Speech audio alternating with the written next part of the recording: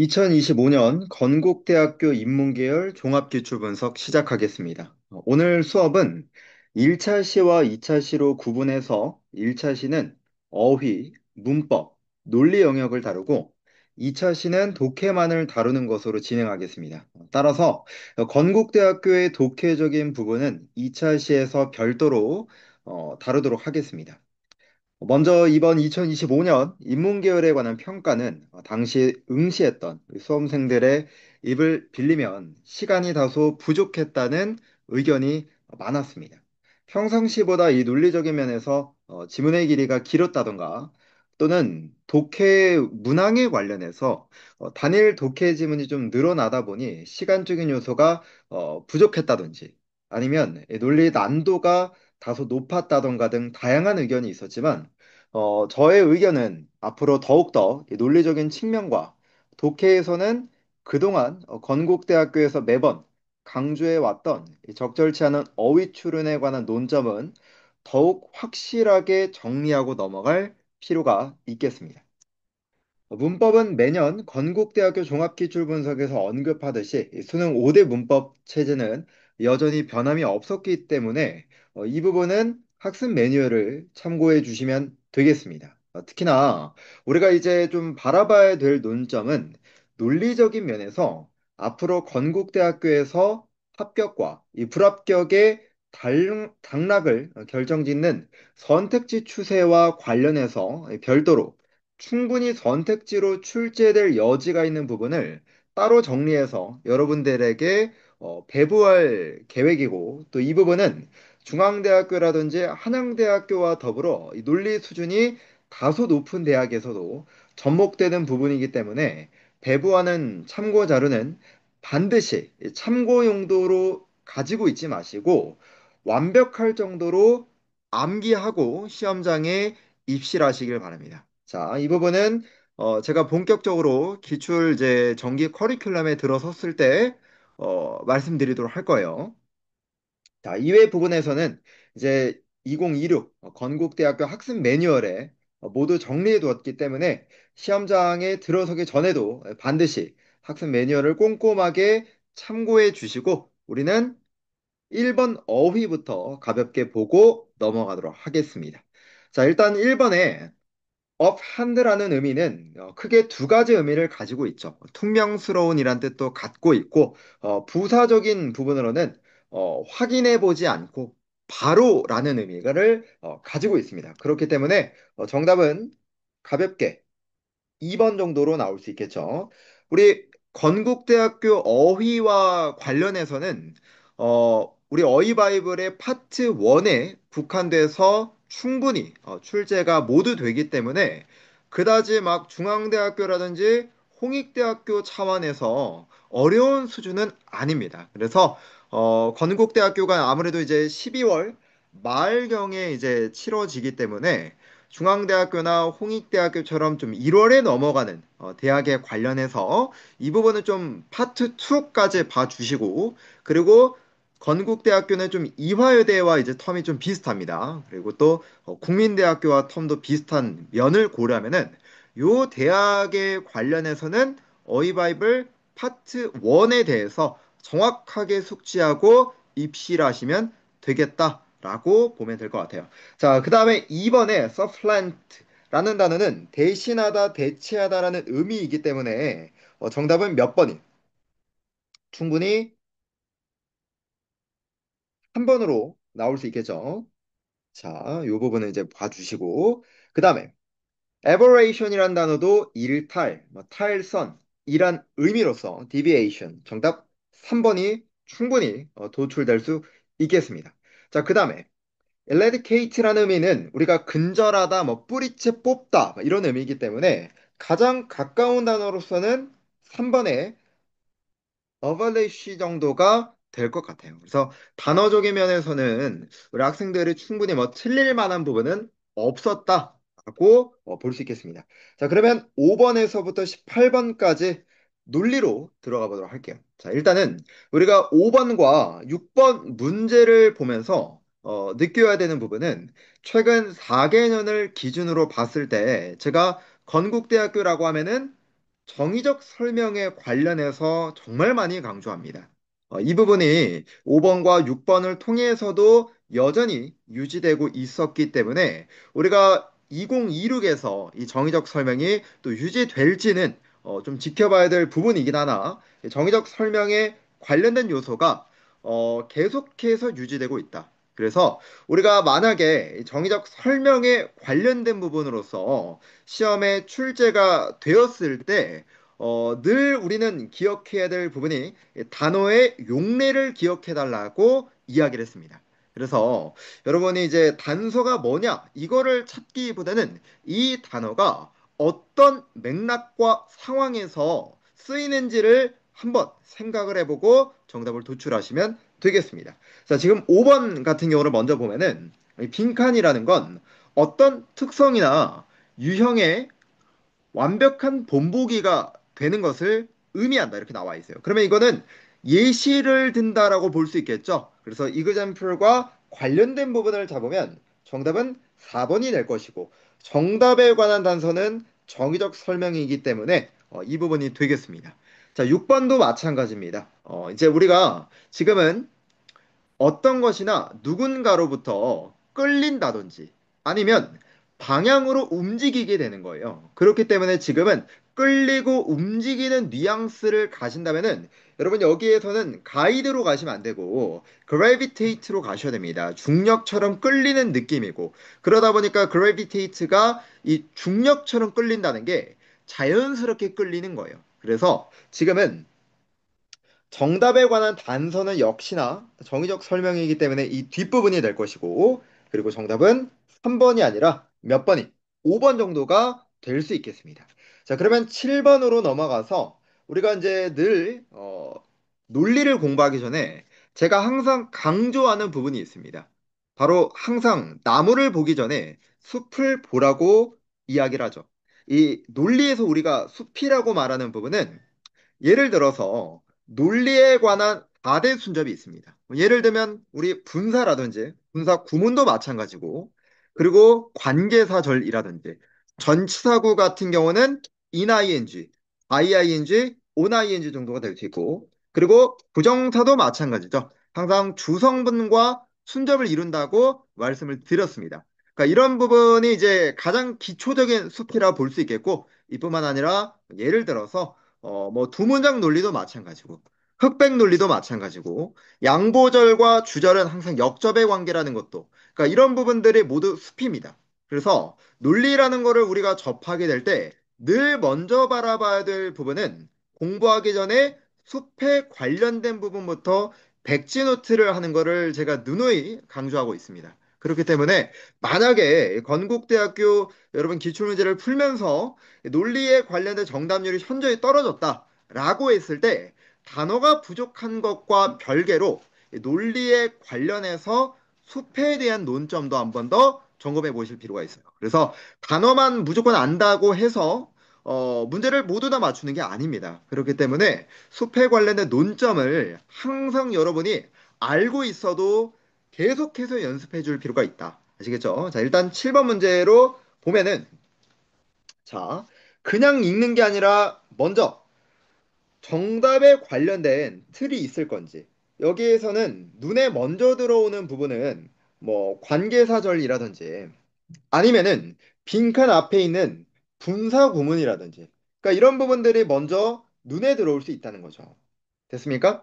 그 다음에 우리가 이제 해석을 하는 거예요. 그래서 믿음이라는 것은 서로가 동의하는 것일지도 모르고 때로는 충돌할 수도 있어요. 그래서 믿음이라는 게 충돌했을 때는 그들은 불안한 상태를 느끼는 거죠. 자, 이런 불안한 상태라는 거를 뭐라고 부를까 했을 때는 자, 뒤에서는 무엇이 불안한 부분과 불쾌한, 불안한 요 부분과 같은 관점으로 볼 수 있는 건 인지 부조화 정도가 될 수 있겠죠. 우리가 인지 부조화라고 말하는 것은 서로 모순되는 믿음이나 이 태도를 동시에 가질 때 느끼는 이 불쾌하고 불편한 상태를 말할 수 있어요. 그래서 지금 정답은 5번이고 여러분이 정답에 관련된 단서를 바라볼 때는 첫 번째는 이 분사와 관계사절이 눈에 들어와야 됐었다. 그리고 분사라는 거는 늘 수식받는 대상과의 관계가 순접인 점에서 우리는 unpleasant state와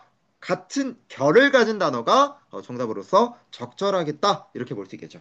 자, 그러면 8번으로 넘어가서 자, 이 부분도 보시면 가장 먼저 눈에 들어와야 되는 거는 이런 since 같은 부분이에요. 그 다음에 이런 부정어적인 뉘앙스도 조심할 필요가 있겠죠. 자, 그 다음에 이 무정보주의자들에 따르면 사람들이 자유로운 존재이기 때문에 라고 했을 때 우리는 늘 신스와 같은 순접에 관한 연결사는 당연히 전후관계 흐름이 같잖아요. 자, 근데 뒤에 부정어가 있기 때문에 만약에 여러분이 여기를 긍정적인 어조로 봤다면 이 부정어를 살린다면 여기는 같은 부정어로 들어가야 긍정이 되겠죠. 그래서 이 그들은 스스로가 국가의 제약으로부터 뭐 되면 안 될까요? 자유로워지려면 constrained, 강요되거나 부자연스러워서 안 되겠죠. 특히 여기에서는 강요돼서는 안 되겠다. 그렇기 때문에 정답은 2번이 되겠습니다. 이 문제를 기반으로 우리가 배워가야 될 논점은 자유롭다라는 이 자율적인이라는 뉘앙스를 통해서 우리는 since라는 부분에서 서로 관계가 원래 순접이어야 된다. 그런데 뒤에 주성분의 부정어가 있기 때문에 긍정이란 부분이 연결이 되려면 부정은 부정으로서 만들어줄 필요가 있겠습니다. 이렇게 그래서 단순히 지금은 속이다라는 뉘앙스가 아니에요. 이런 부분은 그래서 명확하게 자율적인 부분과 관련되기 위해서는 어떤 단어가 들어가야 될지를 생각해 봐야 되겠죠. 그래서 정답은 2번이 되겠습니다. 자, 9번 문제로 넘어가서 이 문제는 우리 학생들이 만약에 틀리면 4번의 선택지를 고르는 경향이 있다. 자, 일단은 3D 프린팅이라는 논점이 이 부분은 빈칸했던 복잡한 플라스틱 부품을 가능하게 만들었다는 거예요. 많은 사람들과 회사에게. 자, 그러면 이때 논점에 관련된 부분은 무엇과 무엇이 여기에서는 원스라는 개념과 그리고 possible이라는 개념이 들어가야 되겠죠. 자, 그렇게 본다면 과거에는 불가능한 것처럼 보였던 것이 이제는 가능하게 만든다라고 바라볼 수 있어야 되겠죠. 자, 그랬을 때 만약에 4번을 골랐다고 한다면 우리가 환상이라고 말을 하는 것은 아예 실체가 없는 거예요. 그러나 지금 맥락에서는 과거에 어려웠던 것이 지금은 가능해진 것이지 이게 실체가 없다거나 착각을 하는 개념이 아닌 겁니다. 그렇기 때문에 지금 5번처럼 implausible, 믿기 어렵다라는 이 뉘앙스가 이 맥락에서는 불가능하게 보였다라는 것처럼 바라볼 수 있어야 돼요. 그렇기 때문에 정답이 될 수 있는 건 4번이 아니라 5번으로서 선택지를 고를 수 있어야 되겠습니다. 자, 첫 번째 우리 학생들이 나중에 실제 건국대학교 같은 경우에서 여러분 이제 점수를 받아보면은 가장 많이 포진되어 있는 점수대가 70점대 중후반에서 정확하게 80점대에 있는 친구들이 굉장히 많아요. 자, 그랬을 때 우리가 이제 그 20점의 언저리에 관련돼서 학생들이 실수하는 그 문제들이 있을 거 아닙니까? 자, 그랬을 때 가장 첫 번째로서 우리 친구들이 충분히 실수할 수 있는 부분에서는 이 9번 문제가 되겠습니다. 그러니까 여러분들이 이 문제를 당연하게 맞출 수 있는 거는 다 맞췄다는 가정하에서 9번 문제 같은 경우를 하나 더 맞추면 남들보다 더 유리한 고지를 가지고 있다. 이렇게 보시면 될 것 같아요. 그래서 그 첫 번째로서 우리 학생들이 충분히 헷갈릴 만한 논점에 대한 부분은 몇 번이 9번이 되겠다. 그리고 이런 논점에 관련해서 어떻게 연습을 해야 될까라는 부분은 제가 2차 시에서 설명드리도록 하겠습니다. 오늘 수업을 마무리 지으면서 마무리대로 그 설명하도록 할게요. 자, 그러면 10번 문제로 넘어가도록 하겠습니다. 자, 이 문제도 우리 학생들이 충분히 헷갈릴 만한 부분입니다. 이게 바로 여러분들을 떨어뜨리기 위한 건국대학교의 전략이에요. 건국대학교가 단어가 어렵게 나오는 건 아닙니다. 그렇지만 충분히 여러분들이 헷갈릴 만한 선지로 구성한다는 거예요. 자, 그랬을 때 우리가 어떤 자세를 가지고 있어야 되는가? 이게 더 중요한 건데, 자, 10번은 만약에 틀렸다면 2번을 고르고 틀리는 친구들이 많다는 겁니다. 그러나 정답은 몇 번입니까? 3번이 돼야죠. 왜? 자, 전문가에 따르면, 아인슈타인에 따르면 그는 자신의 빈칸을 이 지지자들의 대의에 빌려주지 않았다는 거예요. 원자폭탄을 만들려는 지지자들의 대의에 자신의 뭐를 도대체 빌려주지 않았을까? 만약에 그가 뭐 했더라면 사전에 독일이 원자폭탄을 만들지 않을 것이라고 알았으면은 자기의 뭐를 빌려주지 않았을까? 그랬을 때 그냥 우리가 직관적으로 머릿속에 드는 거는 명성을 빌려주겠구나 이렇게 생각을 할 수 있는데 명성이라는 건 그 자체입니다. 빌려줄 수 있는 대상이 아니라는 거예요. 지금은 아인슈타인은 독일이 원자폭탄을 만들 것이라고 생각을 해서 지지자들에게 자신의 뭐를 신뢰를 빌려주지 않았겠죠. 이때 신뢰를 빌려주다라는 건 직역에 관련된 부분이고 여기에선 좀 의역을 한다면 지지하지 않았을 것이다. 뒷받침하지 않았을 것이다. 그런 맥락으로서 받아들일 수 있어야 됩니다. 이게 의역을 했을 때 지지하다, 뒷받침하다라는 뉘앙스가 되어야 되는데 여기에서 명성이란 단어가 들어가면 적절치 않다는 겁니다. 그래서 지금은 신뢰를 빌려주다. 이거는 직역이고 우리가 좀 의역을 한다면은 credibility를 넣어서 지지하다, 뒷받침하다 이렇게 들어가야 돼요. 그래서 다시 한 번 더 보면은 독일의 원자폭탄을 만들 거라고 생각을 해서 지지자들에게 뭐를 도대체 빌려줬을까? 또는 지지자들을 지지했는가? 이 부분에서는 무엇이 명성이라는 관점이 아니라 한 번에 신뢰라는 단어가 들어가야 된다. 그랬을 때 이때 신뢰를 빌려주다라고 하는 부분은 의역을 했을 때 우리가 무엇으로 지지하다, 뒷받침하다라는 맥락으로서 바라볼 수 있어야 됩니다.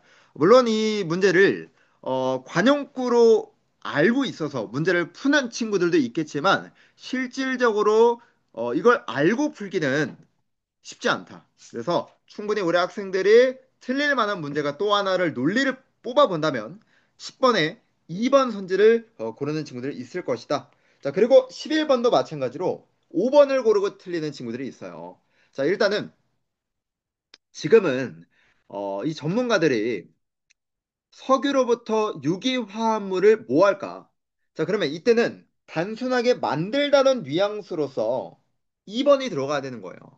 이때 2번은 합성하다, 즉 만들다는 뉘앙스이고 5번의 인바디는 구현하다, 구체화하다라는 개념은 이 추상적인 개념을 시각화하는 개념입니다. 그렇기 때문에 5번이 아니라 우리는 지금 만들다라는 뉘앙스를 가지기 위해서 2번의 선택지를 고를 수 있어야 되겠죠. 자, 그 다음에 12번으로 넘어가도록 하겠습니다. 자, 12번은 제가 미리 이제 지웠던 부분은 제가 기준점을 어디에서 지금 호피족부터 여기서부터 잡은 거예요. 자, 그래서 보시면 이 호피족들은 뭐에 대해서 음, 자기 자신을 전체에 대한 책임감에 배우게 된대요. 다시 한 번 더. 이 호피족들은 어, 공동체에 관련해서 책임감을 배우는 겁니다. 제가 지금은 공동체라고 해석했던 이유가 자기가 속한 집단을 우리는 뭐라고 부르고 있습니까? 공동체라고 부르고 있죠. 그래서 조금 더 의역을 해보면 호피족들은 공동체로부터 책임감을 배우는 애들이에요. 그러면 다른 애들을 넘으려고 한다거나 괴롭힌다거나 싸우게 된다면 이거는 공동체라는 관점과는 반대될 수 있는 거잖아요. 그러면 공동체로부터 분명히 부정적인 뉘앙스가 들어갈 거랍니다. 그러면 정답이 될 수 있는 부분은 어차피 철자가 같은 부분으로 시작하는 점에서 범주가 중요했을 것이고 정답은 2번 하나밖에 없었겠죠. 지금은 개인주의와 집단주의를 비교하는 관점이라고 바라보시면 되겠습니다. 호피족은 집단주의를 더 존중하는 분위기이기 때문에 이 개인주의적인 측면, 다른 사람들을 넘으려거나 괴롭히거나 이런 부분은 지양해야 될 부분이 되겠죠. 그래서 정답은 12번의 2번 선택지가 정답이 되겠다. 자, 13번 한번 들어가 보도록 하겠습니다. 13번에 관련해서는 제가 미리 이 장문형 선지 출제 원리부터 점검할 수 있도록 크게 네 가지 부분으로 정리해 두었습니다. 우리가 장문형 선지가 출제가 되면은 무관한 선지를 아예 수록을 해 둔다거나 아니면은 완전히 반대되는 단어로서 이제 수록을 해 둔다든지 또는 세 번째로서 수사적 표현 혼란형이라고 해서 모호하거나 그럴듯한 선택지 하지만 사실은 엉뚱한 선택지예요. 이런 부분들. 마지막은 선택지 간 대립상을 구성해서 만드는 부분이 있는데 이 부분은 우리가 15번 문항을 보면서 바라보도록 하겠습니다. 15번 문제를. 특히나 우리 학생들이 정말 많이 연습해야 되는 것 중 하나가 이 부분이에요. 이 부분. 이 4번. 이게 가장 어려운 유형이라고 나중에 여러분 시험장에서 마주하면은 생각하시면 되겠습니다. 그래서 이 부분은 우리가 이제 제가 하반기에 정리해 드린다고 말씀을 드렸죠. 이미 사실 정리가 돼 있으나 당장 우선순위는 아니기 때문에 이 부분은 좀 이후에 드리도록 하겠습니다. 자, 일단은 13번 문제를 보게 되면 자, 천재성이라는 특징은 빈칸하고자 하는 의지래요. 전형적인 A는 B다, P는 Q다 라는 글이죠. 자, 그 다음에 반복적인 생각은 엄격함을 촉진시킨대요. 자, 이거를 제가 지금 해석한 것처럼 직역을 하는 친구들이 많을 텐데 늘 앞문장과의 관계를 생각해 봐야 됩니다. 반복적인 생각이 엄격함을 촉진시킨다. 이 말은 도대체 무슨 말일까? 조금 더 의역을 해보면 반복적이라는 건 과거에서부터 내가 지금까지 했던 것 그대로 똑같이 계속하는 거잖아요. 그렇기 때문에 과거에 해본 대로 계속하면 사고력이라는 게 굳는다 이런 식으로도 생각할 수 있어야 돼요. 그러한 이유로 우리는 우리가 새로운 문제에 직면했을 때 실패한다. 왜? 과거에 해왔던 것들을 지금도 계속해서 우려먹기 때문에 새로운 문제를 직면했을 때 더 성장하는 게 아니라 실패하는 거죠. 자, 그 다음 이어서 수식 성분이라는 거는 그냥 눈으로 봐주셔도 되겠죠. 다른 것들과 유사한 것처럼 보인대요. 우리가 이제 해결해왔던. 사실은 좀 다른데. 그러니까 이게 유사한 것처럼 보이지만 실제로는 다른데 우리는 과거에 똑같은 것들만 계속 해왔기 때문에 문제 해결 능력이 길러지지가 않는다는 거죠. 자, 그 다음에 이어서 이런 문제를 과거의 경험을 통해서 해석하는 거. 앞문장과 똑같은 부분이죠. 이런 부분들은 필연적으로 당신의 길을 잃게 만든다는 거예요. 지금 우리가 첫 번째 읽었던 자, 보라색으로 한번 표시해 보겠습니다. 이 부분이나 지금 읽은 이 부분이나 같은 말을 말하고 있는 거예요. 같은 말을. 그래서 만약 당신이 항상 생각해 왔던 방식대로만 한다면 당신은 항상 길을 잃을 거라고 말하고 있죠. 그러면 지금 우리가 총 세 문장이라고 가정하면 이렇게 보라색 표시한 부분으로 세 문장을 바라보면 과거에 해왔던 방식들만을 그대로 고수하면 길을 잃어버린다라고 말하는 것이기 때문에 천재성이라는 것은 뭐 하지 말아라. 과거에 해왔던 방식만으로는 추구하지 말아라. 더 많은 방법들이 있지 않겠느냐라고 말하는 거죠. 이 말을 유사하게 바라본다면 역으로 생각할 수 있는지를 물어봤던 것이 1번이었어요. 다른 모든 대안을 탐색을 해봐라. 즉, 기존의 방식만을 고수하지 말라는 부분을 모든 다른 가능성을 탐색하라는 부분으로서 정답을 도출할 수 있는지를 묻는 부분이었죠. 그래서 지금 이 보라색으로 제가 칠했던 부분을 여러분들에게 역으로 생각할 수 있는지를 물어봤던 그런 문제였습니다. 자, 그래서 이 문제는 그러면 우리 친구들이 만약에 실수하면 몇 번으로 가느냐? 5번으로 가는 친구들이 많을 거예요. 그래서 문제 해결의 가장 독특한 방법을 고수해라. 지금은 해결책을 문제점의 해결을 하기 위해서 가장 최고의 방법이 아니라 과거의 방법만을 고수하지 말아라 라는 겁니다. 그렇기 때문에 5번은 정답이 될 수 없겠고 그리고 4번은 얘는 지금 다른 사람들의 호도하는 해석을 피해라. 본문은 자기 자신의 고정된 사고를 비판하는 거지 타인과는 관련이 없어요. 그리고 3번도 이 글은 경험이 아니라 문제 해결 방식에 관련해서 초점을 두고 있기 때문에 3번, 4번, 5번은 모두 정답이 될 수 없습니다. 2번 선택지는 그냥 무관한 선택지이기 때문에 2번을 골랐다면 이 맥락을 전혀 이해하지 못한 거예요. 자, 그러면 14번으로 들어가도록 하겠습니다. 자, 이 문제는 조금 여러분에게 이제 쉬어가는 타이밍이 아니었나.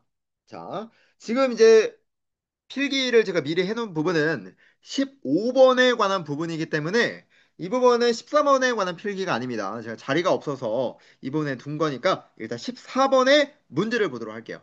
자, 모든 운동선수가 큰 경기에서 승리한다던가 그리고 힘든 상대를 이겼던 거를 회상할 수 있어요. 또는 필연적으로 빈칸한대요.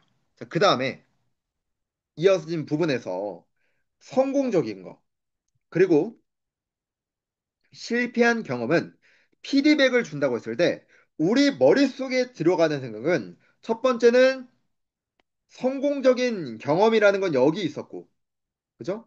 두 번째 빈칸에 관련해 여기서 이제 나열이라는 부분은 뭘로 써? 실패한 경험이 들어가야 뒤에 이어지는 문장과 통일성이 맞춰줄 수 있겠죠. 우리가 이런 걸 두 문장 논리라고 부른다고 했습니다. 그렇기 때문에 지금 14번에 들어갈 선지는 몇 번이? 2번 정도만 가능하겠죠. 이거는 정답률이 거의 100% 정도가 나올 수 있던 문제였습니다. 자, 14번 한번 보도록 할게요. 15번 넘어가도록 할게요. 자, 지금은 이제 학생들이 가장 많은 선택지를 아마 3번을 고르지 않았을까 이런 생각이 듭니다. 그래서 이 문제도 마찬가지예요. 제가 오늘 9번이라던가 10번, 11번, 그리고 13번 그러니까 이런 문제들을 맞추는 것이 이 경쟁자들보다 한 문제를 더 맞추는 것이라고 말씀을 드렸습니다. 그 중에서도 가장 확실하게 배점 4점 정도면 얼마나 좋았을까? 이 정도면은 한양대학교 논리에서도 준할 수 있는 그 정도 난이도예요. 그래서 왜 3번이 아니라 왜 2번인지. 자, 일단은 이런 이제 부분을 제가 이제 뭐라고 정리를 했냐면은 바로 개념 간섭형이라고 이렇게 말씀을 드렸습니다. 이 부분을. 그래서 유사해 보이는 개념을 선지에 나란히 배치해서 판단을 좀 흐리게 만드는 부분이죠. 뭐 주체와 객체에 관련해서 구분을 못할 수도 있겠고 또는 의미 자체가 비슷해 보이는 점에서 우리 친구들이 단어의 본질이 좀 흐려지다 보니까 직감적으로 그냥 선택지를 고르는 경향이 있더라. 이런 부분들을 정말 조심해야 되는데 이렇게 문제를 푸는 경우가 있다. 자, 대표적으로 지금 이 15번 문제를 떠나서 이런 부분도 이제 나올 수 있겠죠. 제가 지금 여기에 정리해둔 부분은 제가 헷갈릴 만한 단어 논점을 대략 30여 가지 정도를 정리해서 여러분에게 제공할 것이기 때문에 그 부분은 건국대학교뿐만 아니라 뭐 중앙대학교나 또 한양대학교, 성균관대학교, 그리고 이화여자대학교의 템블랭크, 기타의 동국대도 마찬가지고 이런 논리를 주로 삼는 대학들에 관련해서는 완벽하게 여러분의 것으로 만들고 입실하셔야 됩니다. 이 부분은 여러분 따로 필기하지 않더라도 제가 이제 정리했던 부분에 다 있을 거예요. 자, 가장 많이 나올 수 있는 부분이 바로 상관과 인과죠. 자, 이 부분은 이미 성균관대학교 독해에서도 상관과 인과 논점에 대해서 독해 지문으로서도 출제된 적이 있습니다. 그렇지만 충분히 선택지로서 나온다면 우리 친구들이 많이 헷갈릴 수 있겠죠. 우리 상관이라는 건 같이 움직이는 거고요. 인과는 한쪽이 다른 쪽을 유발하는 겁니다. 그래서 함께 있는 것과 한쪽이 다른 쪽을 유발하는 건 다르기 때문에 이 부분으로 구별하면 좀 쉬울 겁니다. 두 번째는 무작위와 uncertainty, 불확실성이라는 거. 얼핏 보면은 예측이 불가능한 면에서 같은 논점으로 보이지만 무작위라는 건 말 그대로 구조가 없는 거고요. 불확실성이라는 건 구조는 있으나 결과가 어떻게 될지 모르는 겁니다. 그리고 세 번째는 위협과 두려움에 관한 논점을 볼 때도 위협이라는 것은 외부가 제공하는 위험 요소이죠. 그렇다 보니까 당연히 타인이라는 그 외부가 중요할 것이고 반대로 두려움이라는 것은 그에 대한 감정 반응이기 때문에 나라는 내부가 중요합니다. 그래서 타인이 중점이냐 아니면 나라는 사람이 중점이냐에 따라서 이 단어가 구별될 수가 있겠습니다. 그래서 주체와 객체에 관련해서 구별할 수 있는지를 묻는 부분으로서 볼 수 있어요. 자, 하나 더 말씀을 드리면 예를 들어서 우리가 문제를 해결하는 것과 적응한다는 개념에 대해서 우리가 해결을 한다는 것은 외적 문제와 관련해서 직접적으로 조치를 취하는 거고 적응을 한다는 것은 환경 변화에 대해서 수동적으로 대응을 하는 거예요. 불신이라는 개념과 의심이라는 개념도 한번 볼까요? 불신이라는 개념은 타인이 믿을 수 없는 상태이고 의심이라는 것은 내가 확신하지 못하는 감정입니다. 그러니까 이런 식으로 불신과 의심의 차이점, 위협과 두려움의 차이점. 자, 지금 계속 그냥 머릿속에서 생각나는 것만 말씀을 드리고 있는데 자, 이번에는 유사성과 관련성. 유사성이라는 것은 닮았다라는 것이고 관련성이라는 건 연결돼 있는 거예요. 그러니까 이거는 엄연히 다른 단어인데 우리가 그냥 보면은 비슷해 보인다는 거예요. 감탄이라는 것과 존경도 한번 보면은 감탄이라는 것은 능력과 성과와 관련해서 감탄을 하는 것이고 존경을 하는 것은 인격과 도덕성에 관련해서 존경을 하는 겁니다. 그 다음에 경외로움과 자부심이라는 관점도 둘 다 긍정적인 감정인 건 맞지만 경외로움이라는 것은 타인을 향한 외부적인 부분이고 자부심이라는 것은 나에 대한 내면적 감정입니다. 그렇기 때문에 경외로움과 자부심에 관한 논점은 주체와 객체와의 관점에서 구분할 수 있어야 되겠죠. 이제 마지막 하나만 더 말을 해볼까요? 자, 예를 들어서 우리 아까 문제 해결과 적응을 말씀을 드렸는데 회복력과 적응력도 다른 겁니다. 회복이라는 것은 원래 상태로 돌아올 수 있는 능력을 회복력이라고 한다면 적응력이라는 것은 환경에 맞게 변하는 능력이죠. 제가 지금 이렇게 정말 속사포로 말씀을 드리고 있는데 이 부분들이 충분히 어려운 단어는 아니지만 여러분들에게 논리의 선지로 나오게 되면은 정말 많이 헷갈릴 수 있는 유형들입니다. 이런 식을 가장 많이 차용하는 대학이 건국대학교와 한양대학교라고 생각을 해 보시면 됩니다. 우리가 한양대학교면 논리가 빠지면 섭섭하거든요. 근데 한양대학교가 단어가 어렵게 나오는 대학은 아니에요. 논리력이 어려운 거예요. 그 이유가 무엇입니까? 이 개념 간섭형에 관련된 논점을 여러분을 파고들거든요.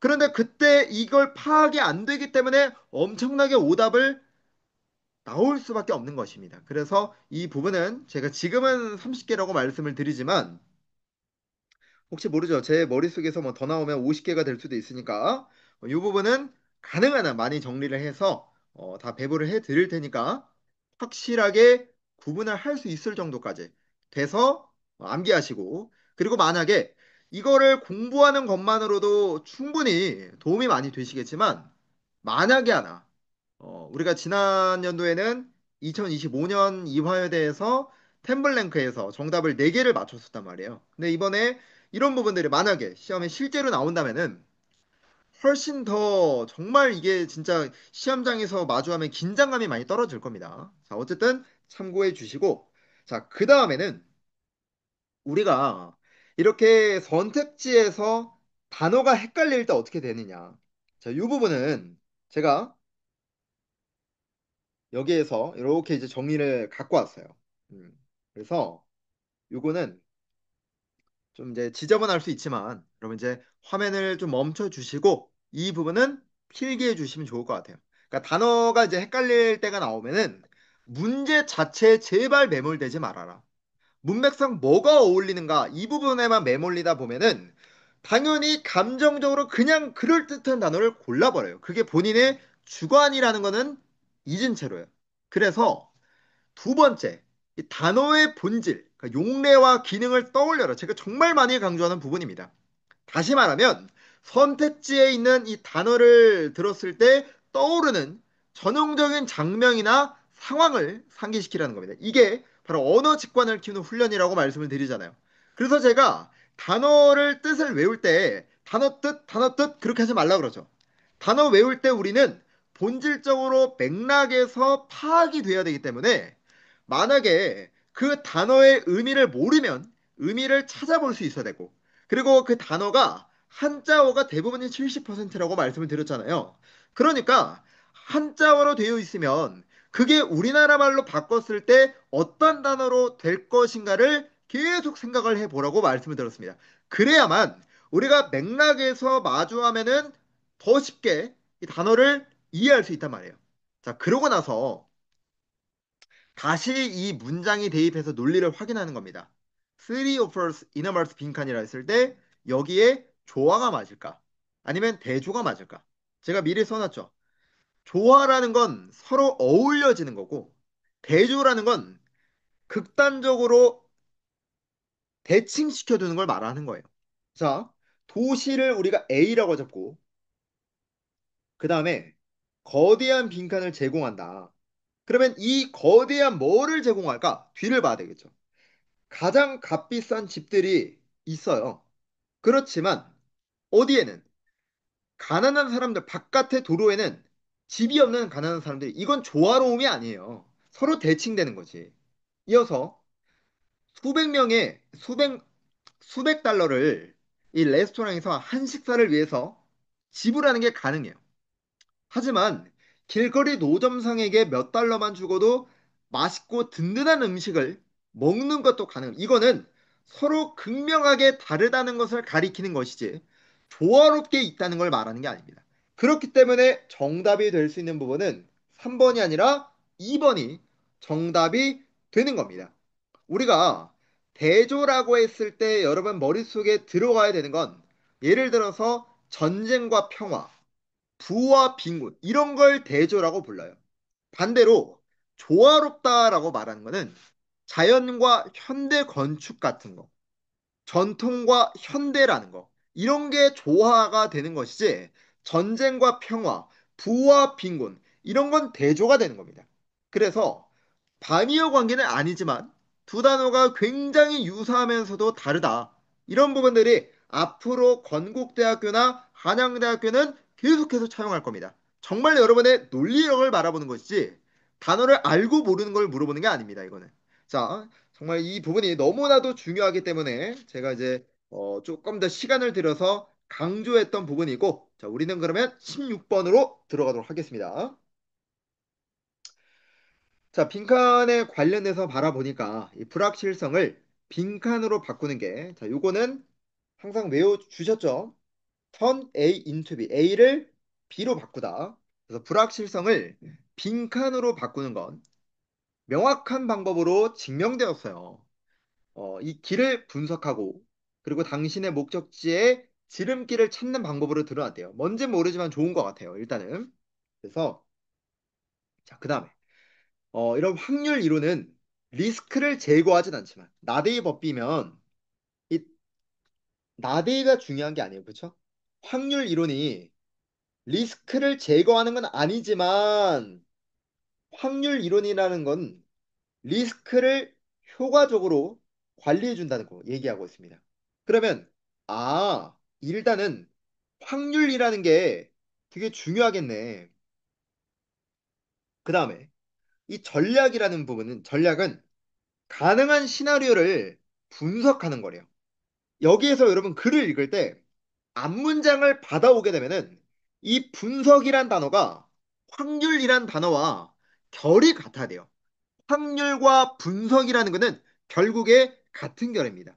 그러면 미래에 발생할 수 있는 시나리오라고 한다면 이때 시나리오는 경우의 수가 될 수 있지 않을까요? 조금 더 의역을 하면 미래에 발생할 수 있는 경우의 수를 분석하 이게 확률이죠. 그런 다음에 뭘 볼 수 있는 거예요? 그들 중 어떤 비율로 성공과 실패를 이끌지를 우리가 본다는 거죠. 마찬가지로 비율이라는 단어가 나왔습니다.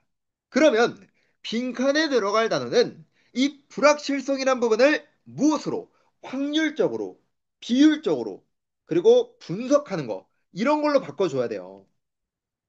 이렇게. 그래서 확률과 비율과 그리고 이렇게 분석. 그러니까 이런 논점들이 어디에? 빈칸에 들어가야 되겠죠. 됐습니까? 자, 그러면 이러한 비율과 분석과 그리고 확률을 말할 수 있는 부분은 누가 될까? 불확실성을 뭘로 바꾸는 것이 방법으로 입증됐을까? 하나밖에 없어요. 뭐? 수치죠. 왜 그러면 수치가 정답이 될까? 여러분 한번 생각해 봅시다. 우리가 합격 여부는 불확실성이죠. 자, 예를 들어서 지난해 우리 학원생들이 한 39명이 있었지만 한 40명이라고 간주해 보면 40명을 기준으로 26명의 인문계열 수험생들이 건도공 이상으로 진학을 했습니다. 그러면 이를 우리가 비율로 나타내면은 65%예요. 40명이라고 했을 때 26명의 인문계열의 학생들이 건국대, 동국대, 홍익대 이상을 갔다. 얘를 비율로 나타내면 65%가 되는 것이고 이거를 수치화한다면은 몇 명이에요? 26명이죠. 그래서 넘버과 확률과 이 분석과 비율이란 단어가 다 같은 말이라고 말씀을 드리는 겁니다. 그래서 정답이 4번이 되는 거예요. 됐습니까? 16번은 우리 친구들이 이런 예시 부분을 좀 생각을 못하면 좀 어려워하지 않았을까? 하지만 논리적으로는 너무나도 예뻤던 문제였습니다. 자, 17번 한번 볼게요. 자, 일단 빈칸에 관련된 부분을 딱 보니까 자, 어디서부터 기준을 잡을까 했을 때 저는 처음에 여기였어요. 처음에는. 음. 그리고 우리가 유사하다라는 부분은 앞문장과 의미는 동일합니다. 다만 대상만 다를 뿐이죠. 자, 그러고 나서 이제 보니까 이 비슷한 결과가 4살 아이한테 이제 신문을 했을 때, 물어봤을 때죠. 그래서 막 방영된 광고 영상 내용에 관련돼서 이제 물어봤을 때 관찰됐다는 거죠. Did you see the라는 질문에서 뭐가 만들어졌다? 바로 오답 인식을 낳았다는 거예요. 빈칸이라는. 그러면 우리 머릿속에서는 오답 인식을 낳았다는데 이게 도대체 뭐와 연관이 있을까? 이렇게 생각은 하지만 확실하게 정답에 도출되진 않았어요. 자, 우리가 이런 걸 회귀형 논리라고 부르거든요. 다시 한번 더. 이렇게 읽었음에도 불구하고, 기준점을 잡았음에도 불구하고 정답에 도출되지 않는 논리를 우리는 회귀형 논리라고 부른다. 제가 뭐 기준점 심화라고도 부르는데 정확하게는 회귀형 논리라고 부를 수 있겠죠. 그랬을 때 여러분이 뭘 보고 실험이라는 부분을 보고 결과값이 중요하다는 걸 알았더라면은 어디에서 그 결과가 똑같은 퍼즐로 본다면은 the more first recognition of event 이 부분이죠. 그리고 빈칸에 들어갈 말은 그대로 잡아오면 되겠죠. 이 부분을 됐습니까? 음. 그러면 영화에서는 나타나지 않았다는 거예요. 그러니까 실제로 나타나지 않았다는 부분과 결의 같은 건 누구밖에 없어요? 4번 하나밖에 없습니다. 18번 넘어가도록 하겠습니다. 이런 17번 회귀형 논리가 약하다면 우리 유형 공략에서 회귀형 논리 부분을 다시 한 번 더 문제 풀면서 연습해 주시면 됩니다. 자, 18번 한번 보시죠. 일단은 연결사 추론이 나오면 항상 전후 관계 어조의 중심을 둘 필요가 있습니다. 자, 그러면 저는 여기까지 한번 보도록 할게요. 자, 보니까 과거에 사람들이 비만이 되는 걸 막는 데는 유전적인 압력이 없었대요. 과거에는 이런 게 없었대요. 이런 유전적 변이가 이제 사람들을 칼로리를 덜 소모하게 이끄는 유전적 변이는 전이 되지 않았어요. 그러니까 정리를 해보면은 항상 읽을 때마다 정리하셔야 됩니다. 돌연변이가 유전 가능성이 적었다는 거죠. 자, 그 이유는 하면서 이유가 설명되고 있습니다. 음식이 부족했고 사냥과 채집이라는 건 엄청난 에너지를 요구했어요. 그렇기 때문에 돌연변이가 유전 가능성이 거의 없었던 거죠. 자, 그 다음에 변이긴 변인데 우리 환경에서 충분한 음식이 있는 우리 환경에서는 우리를 비만으로 이끄는 변이가 개체수로 흡수되었대요. 그러면 지금 빈칸을 전후로 해서 과거와 그리고 현재라는 부분은 역접이죠. 그렇기 때문에 다른 한편으로 정답 2번이 들어갈 수 있겠습니다. 과거에는 돌연변이가 유전 가능성이 떨어지더라. 지금은 그런 변이가 유전 가능성이 높더라. 이 부분이죠. 자, 그리고 나아가서 2번을 제외하면 선택지에서 이미 어조가 구분이 되고 있습니다. 그렇기 때문에 확실히 우리는 한국 외대가 가장 대표적이긴 하지만 여러분들이 이제 연결사 추론에 관련해서 문제를 바라볼 때는 항상 선택지에서 어조가 나뉘는지도 확인해 줄 필요가 있겠습니다. 자, 그러면 19번 문제와 20번의 문제를 보도록 하겠습니다. 자, 이 부분은 보시면은 물론 공통적으로 들어가야 될 부분이니까 우리가 뭐다 읽어야 되는 거 아닌가 이렇게 생각할 수 있는데 오히려 난이도가 쉬운 거죠. 왜? 확실하게 하나만 정답이 되더라도 문제가 풀리는 거잖아요. 그렇기 때문에 반드시 여러분이 이거를 다 잡을 필요는 없다. 이런 거는 언제 우리가 다 읽어야 됩니까? 시간적인 여유가 남을 때 읽는 것이지 이게 공통적으로 들어갈 말이라고 해가지고 막 다 읽고 이런 게 아니에요. 문제는 문제답게 풀 수 있어야 되는 겁니다. 자, 보시면 선택지에서도 3번과 5번이 반이유 관계잖아요. 우리가 이렇게 대칭되고 있는 선택지가 있으면 둘 중 하나의 선택지가 정답이 될 여지가 있죠. 자, 이렇게 생각을 하고 들어가겠습니다. 자, 숨 쉬는 건 자동적인 거래요. 자, 자동적인 거랍니다. 그래서 숨 쉬는 건 자동적인 거야. A는 B다. 하지만 자연스러운 거지만 우리는 개입을 해서 의도적으로 우리가 원하는 것을 작동하게 만들 수 있어요. 그러면 뒤에 나오는 부분은 우리가 원할 때마다 언제든지 작동할 수 있다는 거는 인위적인 거죠. 이미 여기에서 우리 머릿속에 들어가야 될 생각은 뭐냐면 자동적인 뉘앙스와 그리고 인위적인 뉘앙스가 구분이 돼야 돼요. 다시 한번 더 이 부분을 한번 좀 필기를 한번 해드리면 자, 이 부분은 앞선 부분은 자동적이라 그랬지만 뒤를 보시면 숨 쉬는 걸 의도적으로 작동하도록 만든다. 이걸 여러분이 직역을 해서 그대로 받아들이는 게 아니라 앞문장과 한번 비교를 해보세요. 비교를. 그러면 이 부분은 자발적으로 조절한다는 건 의미는 뭐다? 이거는 인위적인 거죠. 됐습니까? 자, 그래서 같은 능력이 거의 모든 곳에 적용이 된대요. 그러면 이 다음 문장을 통해서 당연히 연결고리가 순접이라는 걸 알 수 있어요.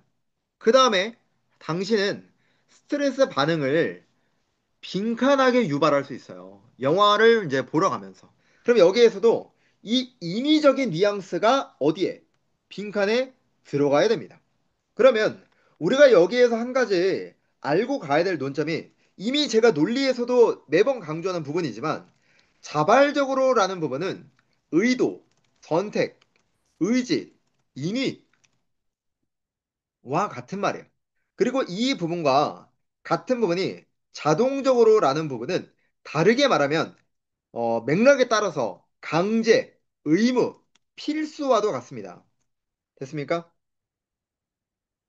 따라서 지금은 몇 번이? 정답은 3번이 아니라 5번으로서 정답을 고를 수 있어야 되겠죠. 이렇게. 자, 20번 한번 보도록 하겠습니다. 어, 일단은 주어진 맥락 한번 여러분 눈으로 봐주시고, 그 다음에 기준을 어디서부터 잡을지 봅시다. 자, 먼저 빈칸은, 이 모든 유형의 변화 과정에서 발생하는 함정을 피하게 해준대요. 그럼 도대체 뭐가 이 변화 과정에서 함정을 피하게 해줄까? 자, 엄격한 학교 스케줄과 부색적인 정책이라는 건 여러 학습 유형과 경험을 뭐해서 안 된다? 명령해서는 안 된다. 학생들이 오늘날 이들을 통해서 이용 가능할 수도 있고 가능한 부분들에 대해서 어, 명령해서는 안 된대요. 그러면 지금 맥락에서는 무엇을 지향해야 됩니까? 학교 교육에서 이 엄격함이 지향해야 하는 부분이죠. 정리하면 이 부분을 이렇게 볼 수 있겠죠. 첫 문장에서. 그러면 학교에서, 이 수업에서, 뭐를 도대체 하는 거? 길에서 부딪히는데 적응하는 거 없이 수업에만 있는 거. 이 부분은 뭐를 말하는 거예요? 그대로 말하면 엄격한 학교 스케줄과 부식적인 정책. 이거를 그대로 다르게 패러프레이징 한 거죠. 얘는 뭐를 낳는다? 당연히 실패를 낳겠죠. 그러면 빈칸이라는 게 함정을 피하게 해준대요. 그러면 이때는 뭐와 반대될 수 있어야 돼요? 이 엄격함이라는 부분과 반대될 수 있어야 된다. 엄격함이라는 부분과 반대되는 단어가 들어갈 수 있어야 된다. 이렇게 따라서 엄격함에 반대되는 단어를 한번 골라본다면 그 부분은 누구만 유연성 정도로서 4번이 정답이 될 수 있겠습니다. 그러면 21번에서 22번 여기까지 이제 논리 한번 마무리 짓도록 하고 우리는 문법으로 넘어가도록 하겠습니다. 자, 우리가 이제 건국대학교는 매번 강조를 하지만 수능 5대 문법이라는 건 제가 뭐 지난 연도도 마찬가지고 2023년, 2년 모두 저는 지금까지 계속해서 건국대학교는 수능 5대 문법을 강조해 왔습니다. 그렇기 때문에 과거 2018년을 기준으로 계열고사가 폐지가 되면서 이 필기고사로 이제 완전히 통합이 되면서 2025년 현재까지도 수능 5대 문법에 맞추어 일관성 있게 출제하고 있다. 간혹 논리형 문법이 출제되곤 하지만 이 부분은 여러분이 매뉴얼을 좀 참고해서 봐주시면 될 것 같고 이번 연도에도 우리는 건국대학교에 입시라는 데 있어서 이 수능 5대 문법을 꼼꼼하게 검토해 주실 필요가 있겠습니다. 그리고 건국대학교는 항상 이 논리와 독해적인 면에서 특히나 이 논리의 부분에서 여러분이 충분히 어, 선택지를 헷갈리는 부분으로 인해서 실수하는 걸로 점수가 생각보다 낮게 나와요. 그래서 난이도가 높은 대학은 아니지만 여러분들의 실수를 유발하는 부분으로 오답을 만들더라. 그래서 항상 그런 부분을 조심하셔야 되겠죠. 아시겠죠? 자, 그러면 우리 한번 문법 21번 한번 보도록 하겠습니다. 우리가 이제 장문형 문법을 보게 되면은 매번 해석이 먼저가 아니라 이 문장 성분부터 제가 파악을 하라고 말씀을 드리죠. 그래서 BPP 사이에서는 얼마든지 부사가 나와서 형용사를 수식을 할 수 있다. 이 정도로 보시면 되겠고. 그 다음에 두 번째, 유도부사가 나오면 일단은 수일치를 생각을 해주면 되겠죠. 이렇게. 그 다음에 우리가 이제 사고인식 동사에 관련해서 이제 있을 때 지금 같은 경우는 자,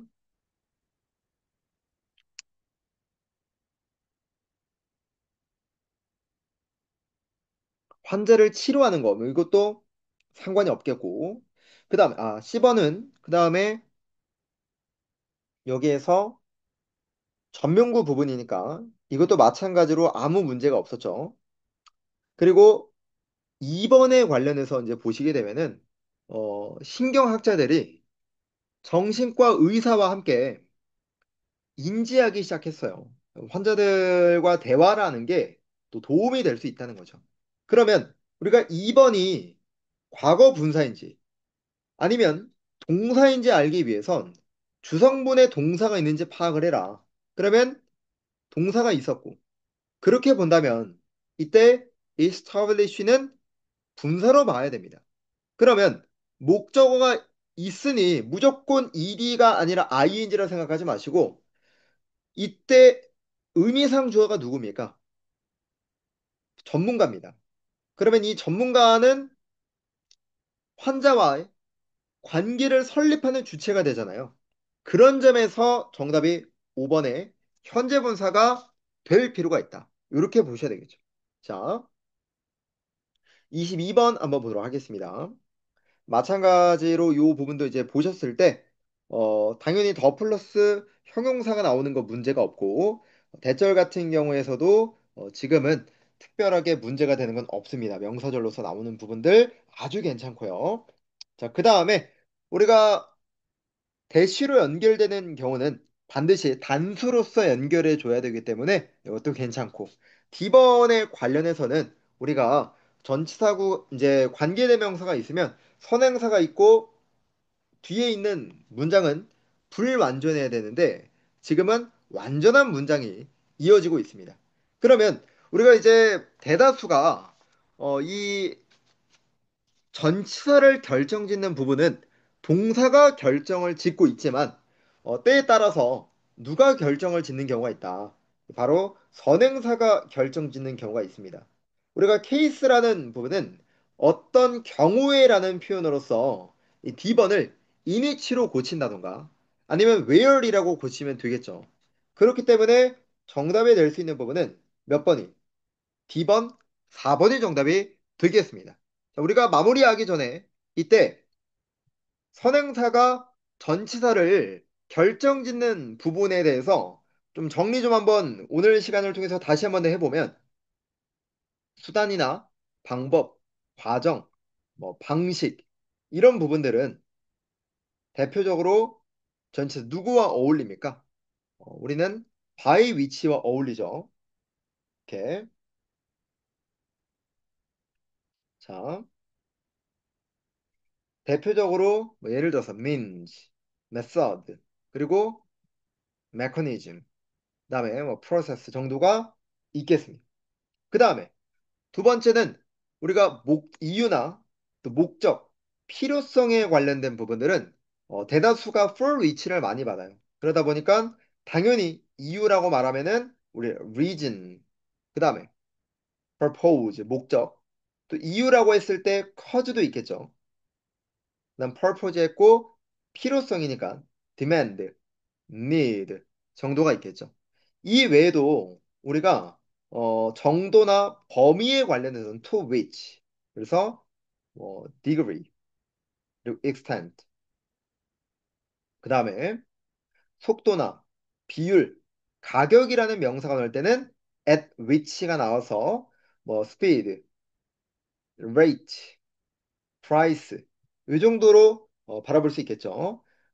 그 다음에 특히 이제 우리가 수단 말고 방법이라고 했을 때 이제 the way, 이니치도 되죠. 물론 이 부분이 뭐 by which도 상관없긴 하나 이니치가 나오는 게 정통적인 부분입니다. 그래서 적어도 이 정도 부분은 여러분 이제 선행사가 결정짓는 전치사가 있다 정도는 반드시 아직까지 확실하게 외워두지 않고 있으면 미루지 마시고 오늘 이 시간을 통해서 지금 이 명사들이 전치사 플러스 관계대명사에서 전치사를 결정짓더라 라는 거를 외워주시면 되겠습니다. 자, 일단은 여기까지 해서 우리가 1교시는 잠시 마무리 짓도록 하고요. 우리는 2교시에 독해로 만나 뵙도록 하겠습니다. 모두 고생하셨습니다.